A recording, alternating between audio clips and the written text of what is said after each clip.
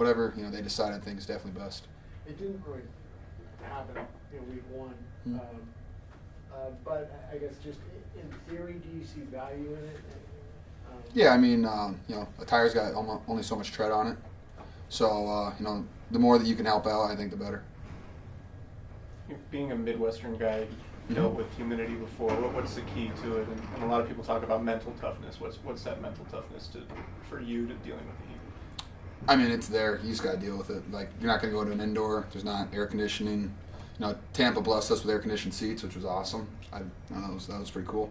But it's just something you got to do. It's football, and you play football in whatever weather there is. What did you guys come away from the opener going that there were things to work on, and how's this week gone? I mean, there's a lot of things to work on, definitely. I mean, 3 penalties called back. 3 touchdowns called back on penalties. You can't do that if you want to win. We got bailed out by our defense, I think. I think everyone said that. But, I mean, we're just going to try to focus on the little things because I think that's what we missed out on was a lot of little things, whether it was alignments, some holding calls. So we can just, clean those up. I think that we're a very dangerous team. What have you seen from Jimmy bouncing back this week? I mean, obviously you got to win, but like you said, the defense bailed you out. What have you seen from him? Just confidence in the pocket. I mean, he's just going to deliver the ball, and he's looked good all week, and so we're looking forward to it. We got red zone tomorrow, and get to click a little bit there and score some more touchdowns. You say you're a very dangerous team. Yeah. Do you think that you guys have kind of gone under the radar here going into the season? I feel like I've kind of been under the radar my whole That life. you have? So I think it's just kind of whatever team I'm on, it's just under the radar. No, I'm kidding. But I mean, yes and no. I mean, we have high expectations of ourselves, and so I think that's all we kind of focus on is our expectations. We're going to go out there, we're going to try to win every single game. Most NFL teams don't win, 16 games, but we're going to do our best to try to do that, and that's our goal. So, yeah, we're just going to try to win them all. What's your Youngstown experience been like? Well, it's kind of fun for me because I'm back in the Midwest, and you have every chain restaurant you could possibly go on. I got Cane's, I got Panda. Now, I'm not saying I've eaten at all of them, but I could eat at every chain restaurant because I love it. So that's a little, homey for me. But, Youngstown State's been incredibly hospitable for us. Holiday Inn's been, better than a Holiday Inn I've ever stayed at. So, we're enjoying ourselves, and it's kind of fun just to get, it's kind of like a camp, feel. You just back with the brothers, hanging out, and that's been really fun for us. What do you think that Bengals defense did well in week one to limit Seattle to just 230 yards that game? I mean, they got to Russell a lot, and I think if you can get to Russell and not let him run, because he didn't really have any big explosive plays. Hey, Dan, how you doing, man? Okay. Or you leave on Saturday, you just want to make an entrance one last time? Jeez Louise. Yeah, I mean, they got to him a lot, and which, I mean, that's how you disrupt them. If you take out Russell, it kind of halters a lot of what they do. So, we got to let them not get to Jimmy, and we got to make plays on the outside because they do some crazy stuff with their coverages, and if we can catch them in something that they don't want to be caught in, then we can make some big plays. Will you have to, 2 more guys. Will you have to block Sam Hubbard? How much will you be in charge of blocking him? If he lines up on my side of the inside-outside zone, probably a lot. He seemed to have a He had big a great game on game. Sunday. He had, Yeah. 10 tackles, 4 QB touches, and 2 sacks. Yeah, we're alert. Okay. Just want to make sure. I can't wait. I love Ohio State guys. He was way before you, right? Actually, no. I think I played him in the 3 snaps I played against Ohio State. I think I played him once. I didn't play a lot when I was younger. All right, guys. We're good? Thanks, George. Oh, thank you guys. Do you have handles yet? Do I have handles?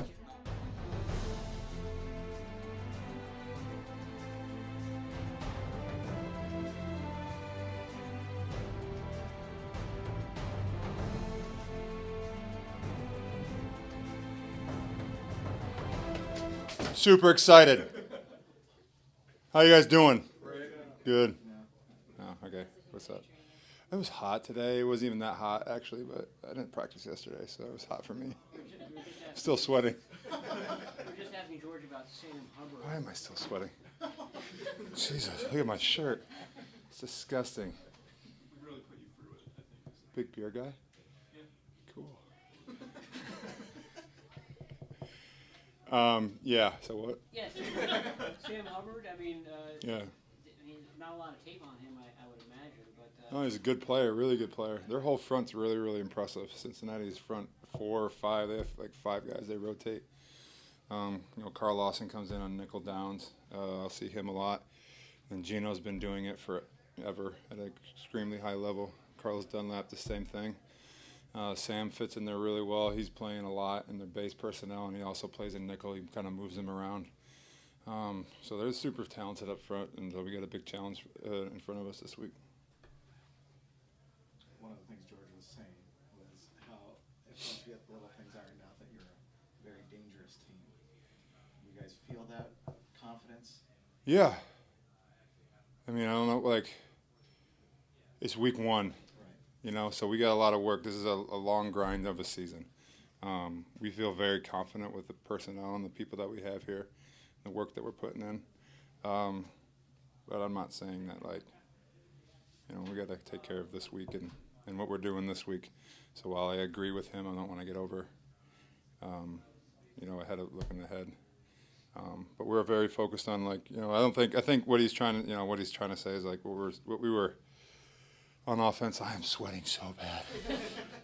What we were on offense last week, I just came off the field. No, it wasn't you. No, as an offense last week, we felt like we weren't, you know, reason we won that game. You know, our defense obviously played really well. We were pretty disappointed in the way we played offensively. We left a lot of points out there on the field. We had a couple unfortunate penalties in opportune times. Took away a couple touchdowns for us.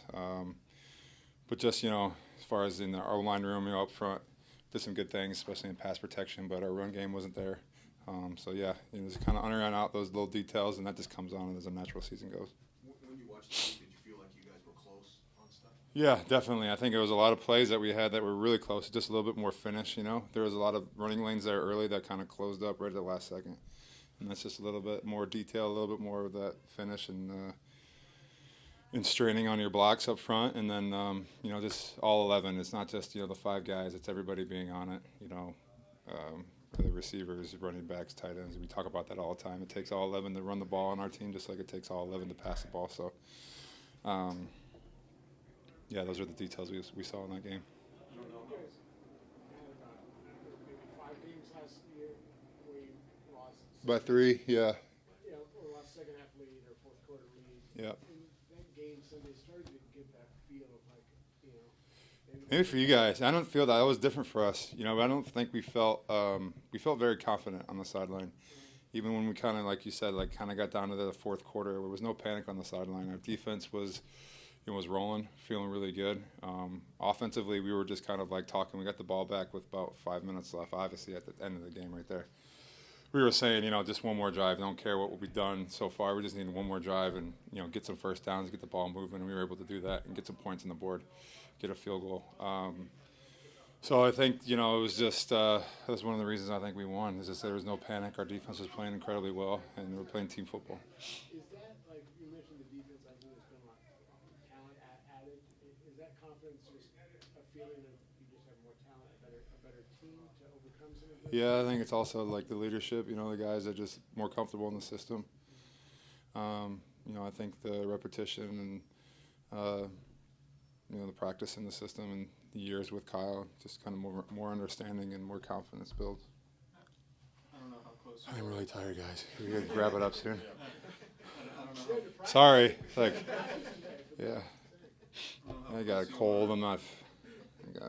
I'm gonna go to asking bed. you about Mikel Witherspoon. I don't know how close you are with him, or if you've been able to notice sort of the mental adjustments that he's made. But I guess whether it's him or a young player sort of going through an up and down start to his career, just what goes into taking that mental leap to becoming a more consistent player? Well, I think it's just the details on what you do every single day, and I've seen that from Mikello. We're not incredibly close off the field, but on the field he's a great teammate. And I see that attention to detail and that desire to be great. And I think early on you have a lot of success coming out of college. I think every single person that's in the NFL does. They don't realize like the detail and what you have to do every single day, not just like at football, but like the choices you make outside of football and the way you spend your free time and the sleep you get and what you put in your body and like just everything that becomes being a football player. And you know, not speaking personally because we're not close off the field, but I think that's just a natural progression for every single rookie that goes through it.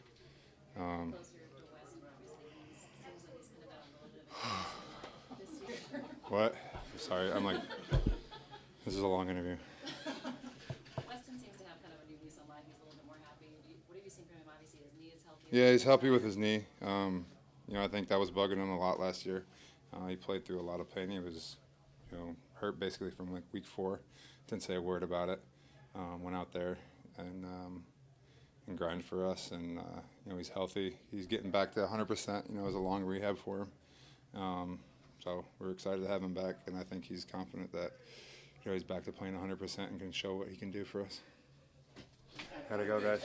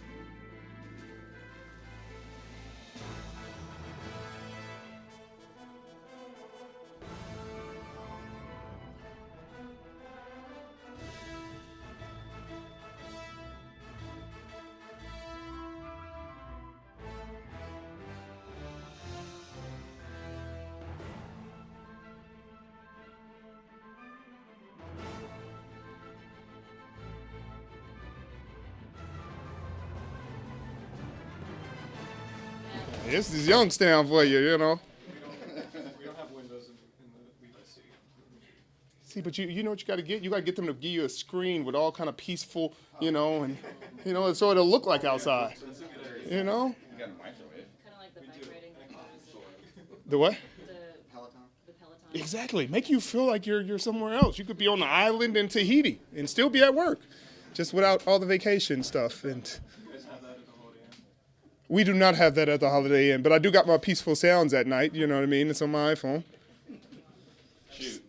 Have you been noticed a lot? Like, do you get recognized a lot when you're here?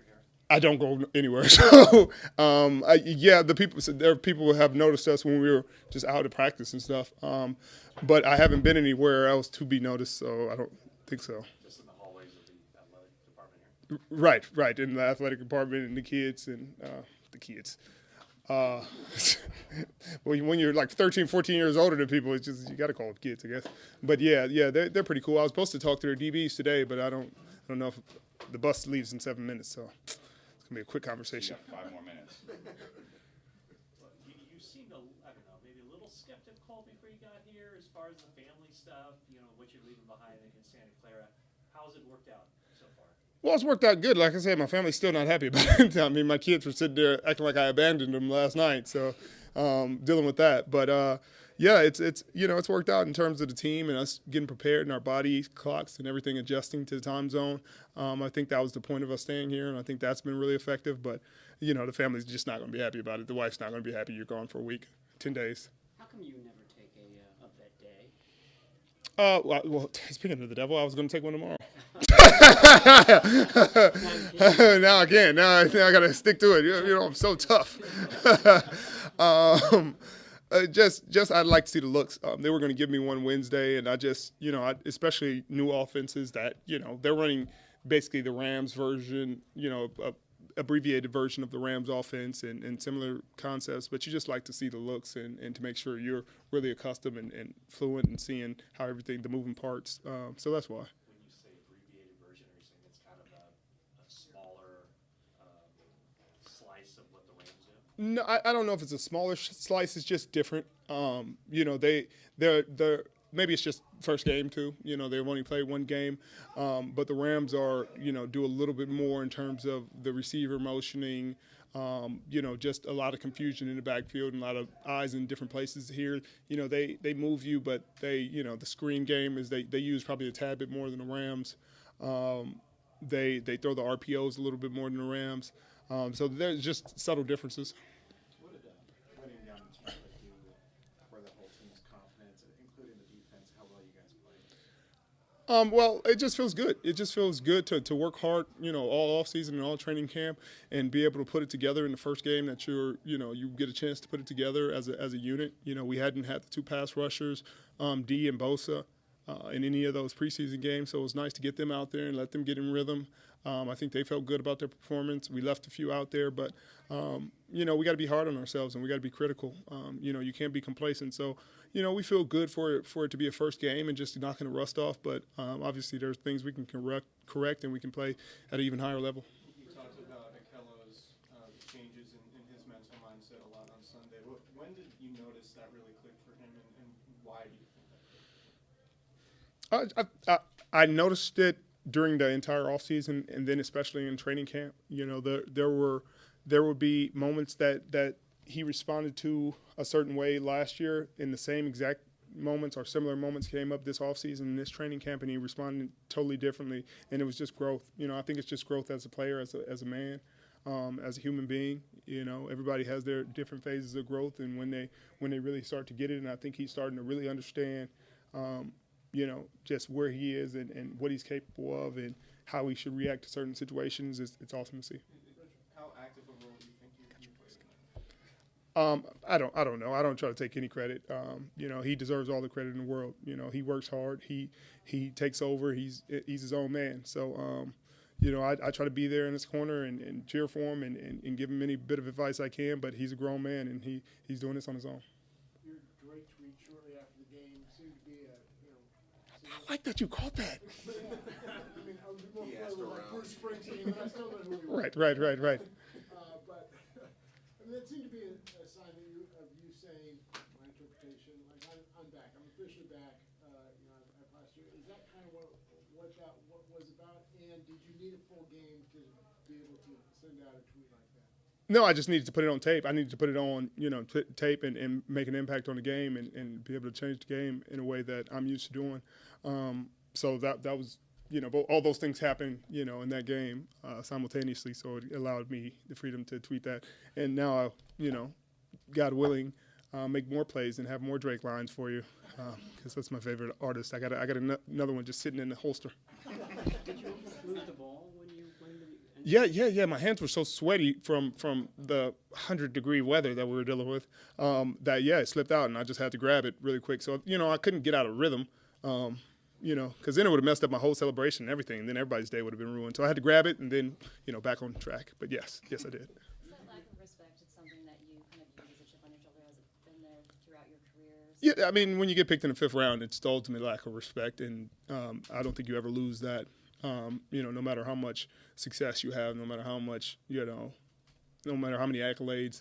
I've been in this league 9 years. I've seen every article. I've seen, this year it's this guy, and the next year it's this guy, and the next year it's this guy. I've seen every one-hit wonder. I've seen every flash in the pan.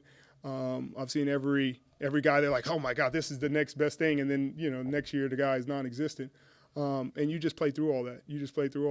Consistency is year after year, play after play, day after day, and that's something I pride myself on. There's corners who've been in the league a long time, and I was just talking about this on Twitter with Cromartie, like Darius Slay, Chris Harris Jr., Pat P., guys who've been in the league, almost 10 years now and played at a high level majority of the time, and it's like it's like they want to find somebody else, but these guys just keep continuing to make plays. Now you got guys coming on like Ramsey, playing good football, and it's hard enough to play corner in this league just overall. And you got guys like Rhodes, somebody who I have a ton of respect for out in Minnesota, who's played at a high level since Calvin Johnson was playing. I remember him holding Calvin Johnson to very little yards repeatedly, and he deserves a ton of respect. Obviously, Aqib Talib has been playing at a high level for a long time. So that's just what I mean. The way people judge corners is just so hot and cold. It's like they're always looking for a new person to crown. They're like, oh my God, this guy had a good game. Look at him. He's the next best thing. And it's like, I don't think enough people respect the guys who've done it for 8, 9, 10 years. You mentioned some of the plays you guys left on the field today. As a guy who was a part of historically great defenses, and obviously this was just one game, do you take it on yourself to emphasize to everyone else in that room, like, hey, these are the things we have to squeeze these 2 interceptions to get to that line? I think I emphasize, but I think everybody understands that. Honestly, I think guys are really taking pride in what they do individually. So, you don't have to say much. I think, Quan understands, the level he wants to play at and what he wants to do. Tavarius knows what he needs to do, and that was a heck of a play, and he could have made it an even better play. But it's just playing fast and understanding that. We got some, but we left some out there. And all great defense will tell you, you could have 30 interceptions, and they'll feel like they should have had 60. But it's just about trusting yourself and playing fast and letting the chips fall where they may. You can't beat yourself up like, oh my God, look, I just ruined the game because I dropped that interception. You got to go next play because if you're sitting there dwelling on something in the past, you'll leave yourself behind. As far as the mental clock, as far as when the quarterback hits the ball and throws it, could you feel that it was shorter on Sunday? I mean, than it was last year. Oh, definitely. You could definitely feel the clock speeding up for Jameis. Even early on in the game, and even the times where it wasn't sped up, you can see his mechanics were off. He wasn't as comfortable. It wasn't just stepping into his throws as confidently as he was last year. There were plays last year where he scrambled around and created more time and made big plays. Those plays became sacks this year, quarterback hits. And that's what you appreciate. You appreciate the investment that the front office made in our front, and they've made a huge difference. Saleh talked about Tavarius Moore making the decision difficult at safety with Jimmy being back. What have you seen from him? Oh, he's played great football since he's been there. Since OTAs, his first days there. He's been natural. He's a natural. That's his natural position, and he looks it. Sometimes you see guys who just fit like a puzzle piece.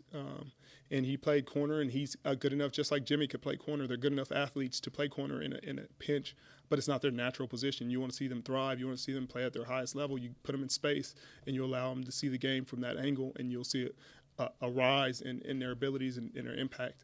And that's what you saw with Tavarius. When he moved to safety, he's just a natural feel. He has natural feel for the quarterback's intentions, eyes. He has the speed to get anywhere on the field he wants to, and he can tackle. And that's what makes him a great player. And he just instinctual. You can't coach some of the things he does, and the same is true with Jimmy. All right, cool. One more. How big of a loss is Dan Beckler? Oh my God! Thank you for that question. Dan Beckler is a huge loss. I don't know what we're gonna do now, and I don't know who's replacing him because he can't be replaced. Obviously, Kansas is getting a great man, a great leader, a great interpreter of the media, and a great communicator. Just somebody you want in your corner. And I'm not saying they should give him a raise just right off the bat, but hey, give him a raise right off the bat. Just make a statement that you want him to be there. He's moving his whole family, but thank you.